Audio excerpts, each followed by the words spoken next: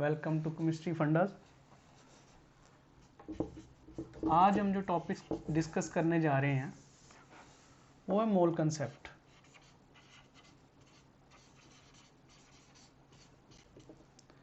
यही टॉपिक क्यों कर रहे हैं? जैसे लॉकडाउन चल रहा है, बच्चे भी 10th के पेपर देके कई तो फ्री हो चुके हैं, CBSE वाले। तो स्कूल में तो क्लासेस नॉर्मल शुरू हुई ही नहीं, तो क्या करें? तो उन बच्चों के लिए है ये, हम फर्स्ट चैप्टर से शुरू कर रहे हैं, सो दैट सीक्वेंस वाइज वो समझ सकें केमिस्ट्री को, एटलीस्ट घर पे बैठे हुए ही। तो मोल कंसेप्ट सबसे बेसिक कंसेप्ट है जो आपको आगे जब भी आप केमिस्ट्री पढ़ोगे तो इसकी हर एक चीज़ में एप्लीकेशन होती है। तो सबसे ज़्यादा ज़रूरी है इसको अंडरस्टैंड करना, इसलिए हम इससे शुरू कर रहे हैं। इसको करने से पहले बस एक छोटी सी बात बता दूं, एक दो बातें।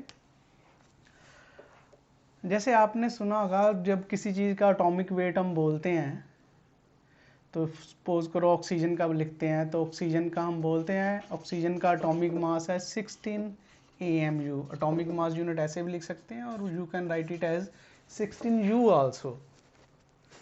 अब ये AMU या U, इसका मतलब क्या है? अगर हमने इसको ग्राम में बदलना है तो ग्राम में कैसे बदलना है? और क्या ये ऑक्सीजन का एटम 16 ग्राम होता है या AMU, मतलब क्या है ये? इसको समझने के लिए ये मोल कंसेप्ट चाहिए। हम पता करेंगे ये AMU क्या चीज़ है, और अगर आपने ऑक्सीजन या किसी भी एटम का वेट ग्राम में कैलकुलेट करना है तो कैसे करना है, और उसके आपने नंबर कैलकुलेट करना है। मान लो आपको 1 ग्राम ऑक्सीजन ही दे दिया तो उसमें एटम कितने होंगे, ये सारा कुछ हम मोल कंसेप्ट से समझ सकते हैं। तो पहले तो ये AMU क्या चीज़ है, इसको समझने के लिए थोड़ा सा बेसिक बता रहा हूँ। हमने कार्बन 12 इसको एक स्टैंडर्ड रेफरेंस माना हुआ है। जो कार्बन का 12 एटॉमिक मास वाला जो आइसोटोप है उसको स्टैंडर्ड माना जाता है, और इसका जो 1/12 पार्ट होता है उसको हम 1 AMU बोलते हैं। अब ये फिर आ गया AMU, ये कैसे है? देखिए, जब हम किसी चीज़ को रेफरेंस मान लेते हैं ना, किसी भी दूसरी चीज़ का एटॉमिक मास उस रेफरेंस के कंपैरेटिवली कैलकुलेट किया जाता है। मतलब अगर आपको लिखा जाए हाइड्रोजन का एटॉमिक मास है 1.008, तो इसका क्या मतलब है? इसका मतलब ये है जो कार्बन 12 है उसके एक एटम के कंपैरेटिवली हाइड्रोजन का मास कितना है एक एटम का। तो ये कंपैरेटिव मास होता है एज कंपेयर टू कार्बन 12। तो ये फ्रैक्शन में आएगा, किसी का एग्जैक्ट नहीं आएगा। जैसे इसका 1.008 है और ऑक्सीजन का अगर आप एग्जैक्ट निकालोगे तो 15.9994 आता है अप्रॉक्सीमेटली। तो हम ये जो एटॉमिक मास लेते हैं, ये कैसे लेते हैं? कार्बन 12 के एक एटम का जितना मास होता है उसके कंपैरेटिवली किसी भी दूसरे एलिमेंट के एक एटम का कितना मास है, वो उसका एटॉमिक मास होता है। तो ये इसको हम एटॉमिक मास यूनिट में बोलते हैं। अगर आपने इसको ग्राम में कन्वर्ट करना हो तो फिर वो कैसे करेंगे?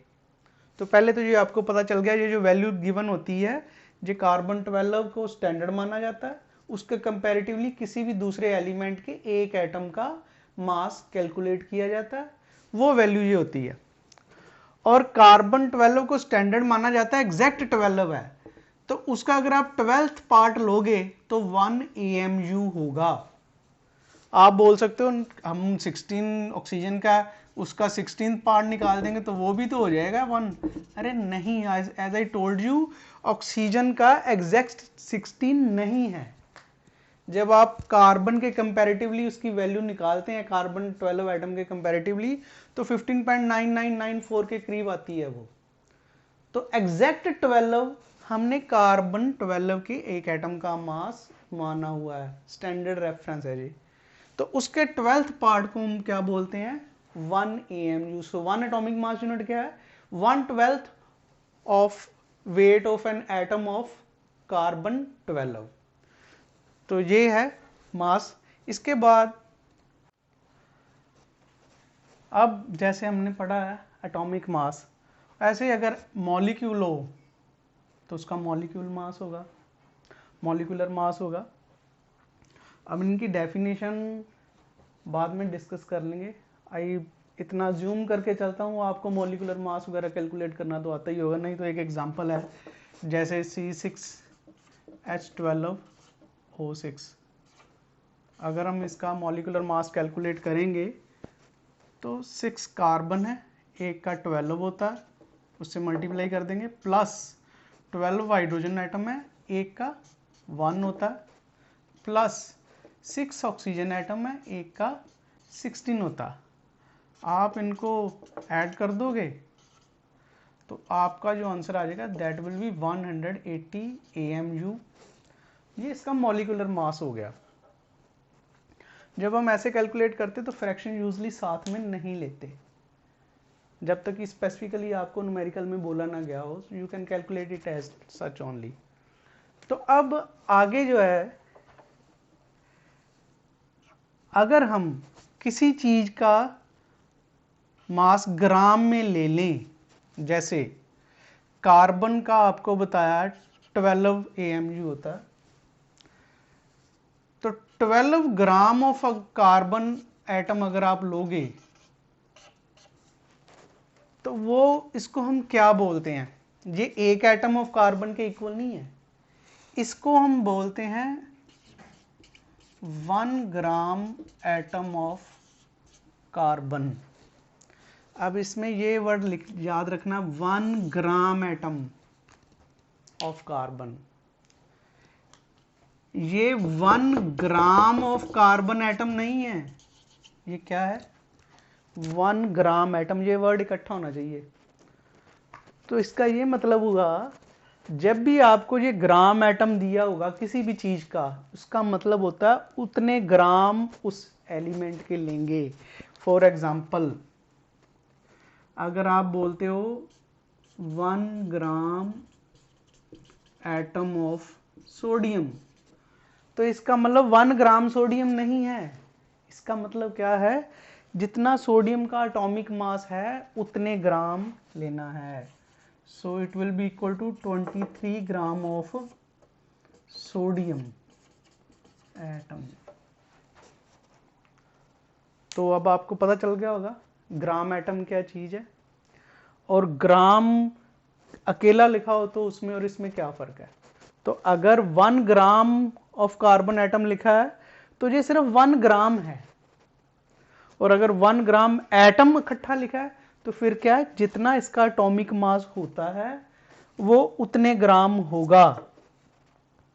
ठीक है, अब नेक्स्ट हम देखेंगे इसकी गिनती कितनी होगी। अब 12 ग्राम कार्बन एटम है या 1 ग्राम एटम ऑफ कार्बन है, ये तो हमको पता चल गया, ऐसे लिखना है। अब इसमें नंबर कितना होगा, कार्बन के एटम होंगे कितने 12 ग्राम में, वो हम नेक्स्ट करते हैं। सो सिमिलरली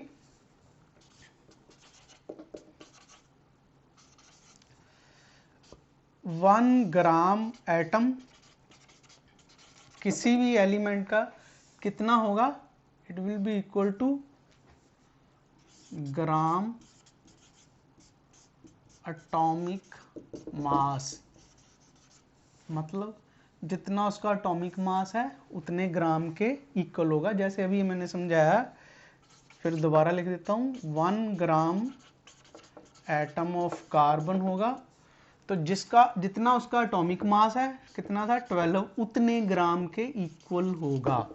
ठीक है, so it will be equal to 12 gram of carbon. तो ये है एलिमेंट के केस में, तो ये रिलेशन एलिमेंट के केस में ये आएगा, जिसको आपने मेमोराइज कर लेना। अगर मैं बोल दूं 2.5 ग्राम एटम्स ऑफ कार्बन, तो इसको 2.5 से मल्टीप्लाई कर दो तो आपका क्या आंसर आ जाएगा, equal to 30 gram of carbon. तो ये आ गया ग्राम एटम। अब ऐसे ही अगर कोई मॉलिक्यूल हो, और उसका मास ग्राम में लिख दें, फिर उसको हम बोलेंगे ग्राम मॉलिक्यूलर मास। मतलब किसी मॉलिक्यूल का मास हमने ग्राम में लिख दिया तो वो ग्राम मॉलिक्यूलर मास हो गया। और ये किसके इक्वल होगा, इसको हम बोलते हैं 1 ग्राम मॉलिक्यूल। जैसे एटॉमिक मास को ग्राम में लिखा था तो वो 1 ग्राम एटम था, मॉलिक्यूलर मास ग्राम में लिख दिया तो वो 1 ग्राम मॉलिक्यूल हो गया। जैसे इसकी एग्जांपल लेते हैं हम। So this is second relation. देखिए एग्जांपल है, आपको बोला जाए 1 ग्राम मॉलिक्यूल ऑफ ऑक्सीजन। तो ऑक्सीजन जो होती है मॉलिक्यूल, आपने पढ़ा होगा, वो ऑक्सीजन का फॉर्मूला मॉलिक्यूल का होता है O2, वो O2 की फॉर्म में एग्जिस्ट करती है। तो O2 है तो इसका मतलब इसमें 2 एटम है। एक एटम का आपको बोला था 16 है, 2 है तो कितना हो गया वो 32 ग्राम। तो ये हो गया 1 gram molecule of oxygen is equal to 32 gram of O2।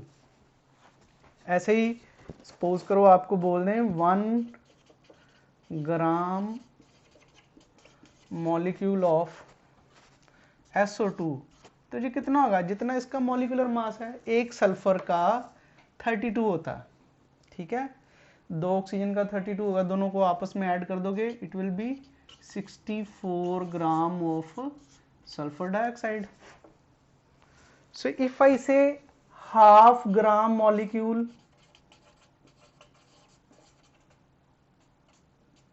of SO2, तो what does it mean? It means जितना 1 ग्राम मॉलिक्यूल का था उसको हम हाफ से मल्टीप्लाई कर देंगे।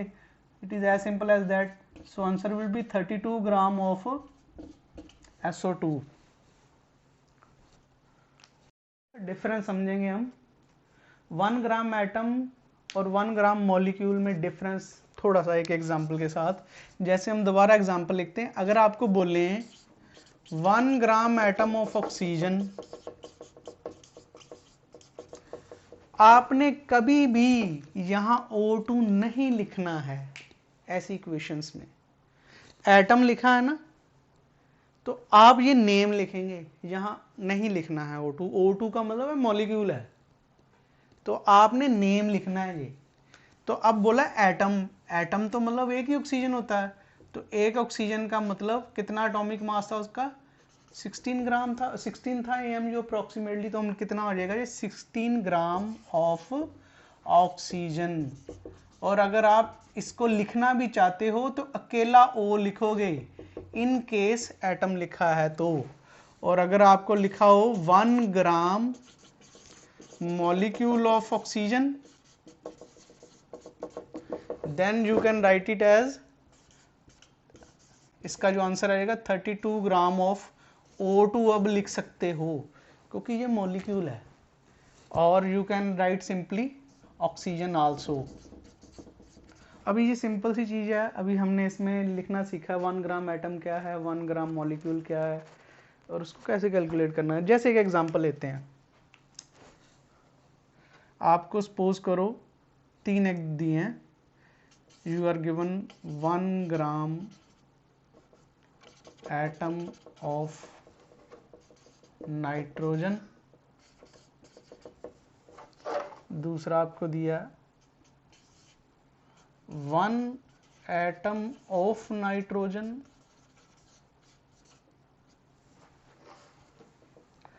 और थर्ड आपको दिया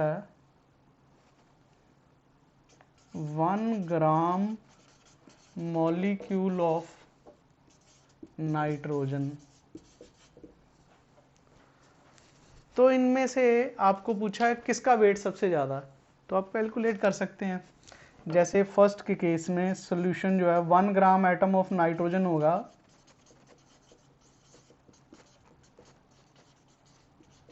जितना इसका एटॉमिक मास है, ये एटम लिखा है तो इसका एटॉमिक मास है 14, ठीक है। दूसरा आपको सेकंड में लिखा है 1 atom of nitrogen, 1 atom of nitrogen ये तो सिर्फ 14 AMU होता है, वो तो बहुत छोटा, इसका एग्जैक्ट वेट ग्राम में अभी मैं नेक्स्ट में टॉपिक में निकालना बताऊंगा, वो बहुत कम आएगा। और थर्ड, जैसे आपको गिवन है 1 ग्राम मॉलिक्यूल ऑफ नाइट्रोजन। अब ये मॉलिक्यूल है तो you can write it as N2, क्योंकि नाइट्रोजन के मॉलिक्यूल में 2 एटम होते हैं, तो अगर 2 है तो आप इसको 2 से मल्टीप्लाई कर दिए, एक का 14 है, 2 का कितना हो गया 28 ग्राम। तो इन तीनों में से आप देख सकते हो जो सबसे ज़्यादा होगा। सो नाइट्रोजन के 1 ग्राम मॉलिक्यूल का वेट सबसे ज़्यादा आएगा।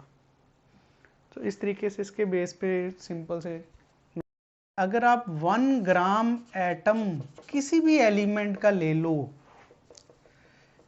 तो उसमें इतने एटम्स होंगे।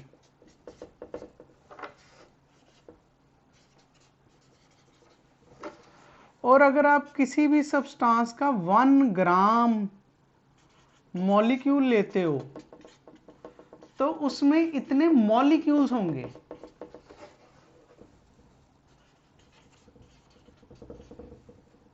मतलब जैसे ये मार्कर है, आपको मैं बोलूं 1 मोल ऑफ कैप्स, तो इसका मतलब इतने कैप्स, ये जो नंबर है ये 1 मोल है।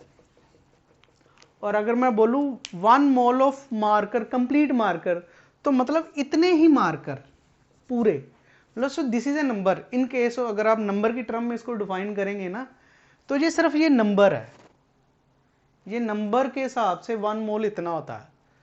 और अगर जैसे आपको बोला आप 1 ग्राम एटम लोगे तो उसमें इतने एटम्स होंगे, अगर आप 1 ग्राम मॉलिक्यूल लोगे तो उसमें इतने मॉलिक्यूल्स होंगे। जैसे फिर एक एग्जांपल, जैसे हमने लिया 1 ग्राम एटम ऑफ ऑक्सीजन, तो इसका मतलब उसमें इतने ऑक्सीजन एटम्स हैं। और अगर आपको गिवन है 1 ग्राम मॉलिक्यूल ऑफ ऑक्सीजन, तो उसका मतलब है उसमें इतने मॉलिक्यूल्स हैं ऑक्सीजन के। समझ गए? अब पूछो अगर इसमें आपने एटम निकालने हैं तो आप देख लो, इतने मॉलिक्यूल है ना, एक मॉलिक्यूल में आपको कितने एटम नजर आ रहे हैं? 2 नजर आ रहे हैं। सो एक मॉलिक्यूल में 2 एटम है, तो 2 मॉलिक्यूल में कितने हो जाएंगे? 4 हो जाएंगे। 10 होंगे तो 20 हो जाएंगे। तो जितने मॉलिक्यूल हैं उसको इस नंबर से मल्टीप्लाई कर दो तो उसमें एटम की गिनती आ जाएगी। बात समझ में आ रही है आपको? फिर एक बार, अगर आपको 1 ग्राम एटम दिया है तो उतने एटम हैं, अगर आपको 1 ग्राम मॉलिक्यूल गिवन है तो उतने मॉलिक्यूल्स हैं। उसको आगे आप किसी भी तरीके से कैलकुलेशन में हम यूज कर सकते हैं, जो आपसे पूछा जाएगा उसके अकॉर्डिंगली। तो ये जो नंबर है ना, ये this number is called Avogadro's number.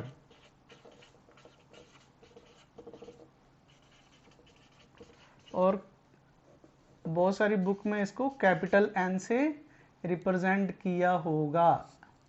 6.022 10⁻23। अमीडियो Avogadro scientist है जिसको ऑनर करने के लिए उसके नेम पे इस नंबर को रिप्रेजेंट किया जाता है, 6.022 10⁻23। सो अब आपको पता चल गया इन टर्म्स ऑफ नंबर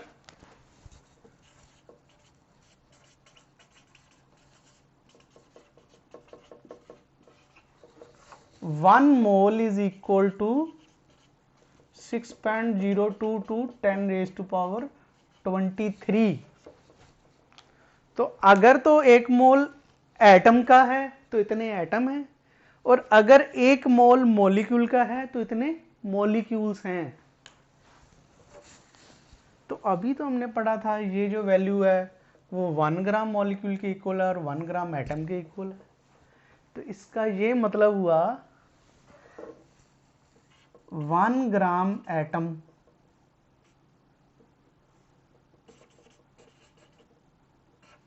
उसमें इतने एटम थे, और मैंने बोला 1 मोल भी इसके इक्वल है, इसका मतलब ये 1 मोल ऑफ एटम होगा तो वह भी इसके इक्वल होगा। तो इसका मतलब 1 ग्राम एटम और 1 मोल ऑफ एटम सेम चीज है, ठीक है। तो इसका मतलब है, जैसे एग्जांपल लें, आपको दिया जाए 12 ग्राम ऑफ कार्बन, अभी हमने स्टडी किया 12 ग्राम ऑफ कार्बन क्या था, 1 ग्राम एटम ऑफ कार्बन। और जैसे अभी समझाया 1 ग्राम एटम किसी चीज का किसके, उसको क्या बोल सकते हैं, 1 मोल। तो ये किसके इक्वल हो गया, 1 मोल ऑफ कार्बन। और ये एक्चुअल में नंबर कितना वो है, इतना 6.022 10⁻23 कार्बन एटम्स।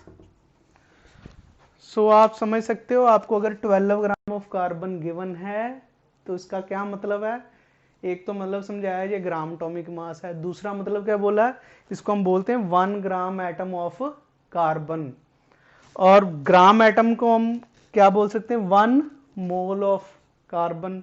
और ये गिनती में कितना होता है, इतना होता है। तो ये सिंपल सा रिलेशन है, अगर किसी एलिमेंट का 1 ग्राम एटम गिवन है तो आप समझ लो वो 1 मोल गिवन है उसका, और वो गिनती में कितना होगा, इतना होगा। टाइप कर लिया है, आपको जैसे समझा दिया। अगर जितना किसी का आप एटॉमिक मास है उतने ग्राम लेते हो तो वो किसके इक्वल होता है, 1 ग्राम एटम के इक्वल होता है अगर वो एटम है। और उसको हम क्या बोल सकते हैं, 1 मोल बोल सकते हैं उस चीज का।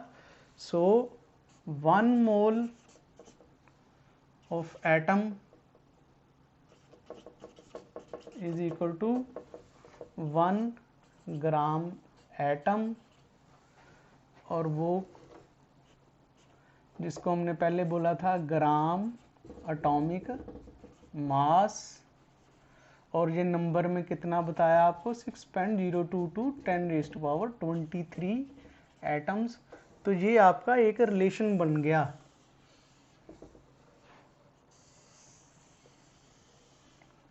सिमिलरली अगर आप 1 ग्राम मॉलिक्यूल लेते हो, जैसे मैंने पहले समझाया वो था 6.022 10⁻23, तो मैंने तो बताया था 1 मोल भी किसके इक्वल होता है नंबर में, 6.022 10⁻23 के इक्वल ही होता है वो भी। सो इसका क्या मतलब हुआ, इसका ये मतलब हुआ अगर आपने 1 ग्राम मॉलिक्यूल किसी चीज के लिए हैं तो उसका मतलब उसमें इतने मॉलिक्यूल्स हैं उस सब्सटेंस के। और ये नंबर क्या क्या होता है, नंबर ये है 1 मोल। तो इसका मतलब हम ये भी लिख सकते हैं ना, 1 mole of a molecule is equal to this. तो ये सेकंड रिलेशन हो गया।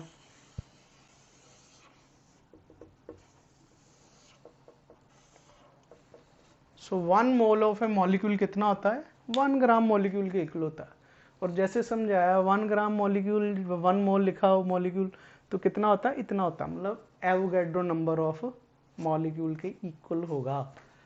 जैसे एक एग्जांपल इसमें लेते हैं, आपको बोला जाए 1 मोल ऑफ CO2, और आपको अगर लिखा जाए 1 ग्राम मॉलिक्यूल ऑफ CO2, तो दोनों का सेम मतलब है क्या, ये इतना है 6.022 10⁻23। और वेट में कितना है, जैसे अभी मैंने समझाया है इससे पहले 1 ग्राम मॉलिक्यूल को हम क्या बोलते थे, जितना उसका मॉलिक्यूलर मास है उतने gram. So it means 1 gram molecule of CO2 number में इतना आ गया, तो और वेट में कितना आ जाएगा, जितना इसका मॉलिक्यूलर मास है उतने ग्राम। इसका आप कैलकुलेट करोगे, 12 कार्बन का 12 होता है, 2 ऑक्सीजन का 32, ऐड करोगे आपका आंसर आ जाएगा 44 ग्राम ऑफ CO2। तो आपके 2 रिलेशन बन गए। क्या दो बन गए? एक तो हमें पता चल गया 1 मोल नंबर में हमेशा इतना होगा, और वेट में कितना होगा? वेट में होगा, अगर एटम है तो उसके ग्राम एटॉमिक मास के इक्वल होगा, और अगर वो मॉलिक्यूल है तो उसके ग्राम मॉलिक्यूलर मास के इक्वल होगा। सो फिर से मैं रिपीट कर रहा हूं, 1 मोल अगर तो एटम का दिया है तो वो उसका जितना एटॉमिक मास है उतने ग्राम के इक्वल होगा। जैसे 1 mole of carbon atom given है तो कार्बन के एटॉमिक मास मतलब 12 ग्राम ऑफ कार्बन के इक्वल होगा, और नंबर में कितना होगा? 6.022 10⁻23। और अगर आपको मॉलिक्यूल गिवन है, जैसे आपको गिवन है 1 मोल ऑफ CO2, अब CO2 मॉलिक्यूल है तो अब ये कितना होगा? जितना उसका मॉलिक्यूलर मास है उतने ग्राम के इक्वल होगा। अब CO2 का मॉलिक्यूलर मास है 44, सो 1 mole of CO2 is 44 gram of CO2। और नंबर में आपको बोला हमेशा 6.022 10⁻23। सो इससे हमें एक चीज पता चल गई, क्या? जैसे हम CO2 की एग्जांपल लें, CO2 का अगर इतना वेट आएगा तो वो इतने नंबर मॉलिक्यूल के इक्वल होगा, ठीक है ना? ऐसे ही इसको हम यूज करके किसी भी एक एटम का वेट ग्राम में निकाल सकते हैं। जो मैंने शुरू में बोला था कि भाई ये तो AMU में है, ग्राम में कितना वेट होता है, ये क्या चीज़ है AMU? वो तो आपको बताया, वो कंपैरेटिव स्केल के हिसाब से है। इन ग्राम में अगर हमने किसी एटम का या किसी मॉलिक्यूल का वेट निकालना है तो कैसे निकालेंगे भाई? इससे निकालो। जैसे अब इसी से निकालते हैं, इसी रिलेशन से। Calculate mass in gram of 1 molecule of CO2। CO2 के एक मॉलिक्यूल का मास ग्राम में निकालिए। मैंने आपको रिलेशन बताया ना ये। इस रिलेशन में आपको नंबर भी पता, अगर हमने शुरू इसी से करेंगे, आपको इसमें कुछ नहीं गिवन, एक मॉलिक्यूल का मास पूछा, आपको जो पता आप उससे शुरू कीजिए। आपको पता क्या है? आपको मैंने अभी समझाया, अगर आप 1 मोल ऑफ CO2 लोगे तो वो नंबर में होगा 6.022 10⁻23 CO2 के इक्वल, और वेट में कितना होगा? जितना इसका ग्राम मॉलिक्यूलर मास है, मतलब 44 ग्राम ऑफ CO2। इसका मतलब इतने मॉलिक्यूल CO2 के 44 ग्राम के इक्वल होते हैं, तो एक CO2 कितना होगा? 44 डिवाइडेड बाय 6.022 10⁻23 ग्राम। तो इसको कैलकुलेट कर लीजिए, ये पावर जब ऊपर शिफ्ट होगी आंसर विल बी इन -23।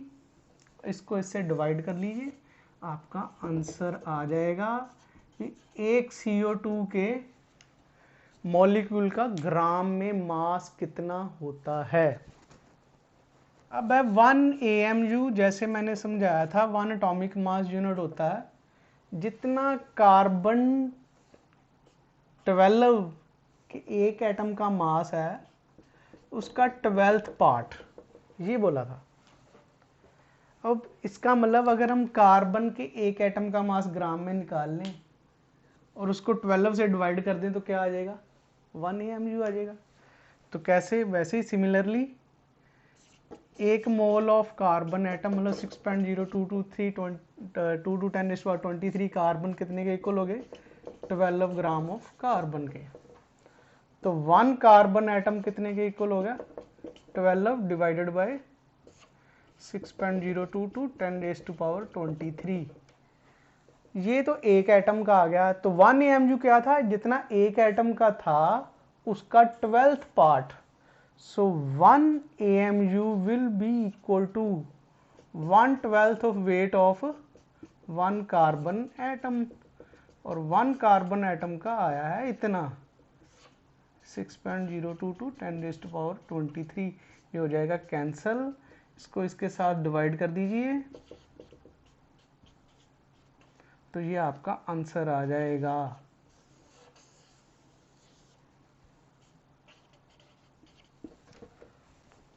तो वे 1 AMU इतना सॉल्व कर लीजिए इसको खुद। इसके बारे में जो करवाया, आपके कोई भी डाउट हो, जो क्वेरी हो, आप नीचे कमेंट सेक्शन में लिख देना, हम उसको सॉल्व करेंगे। Thank you.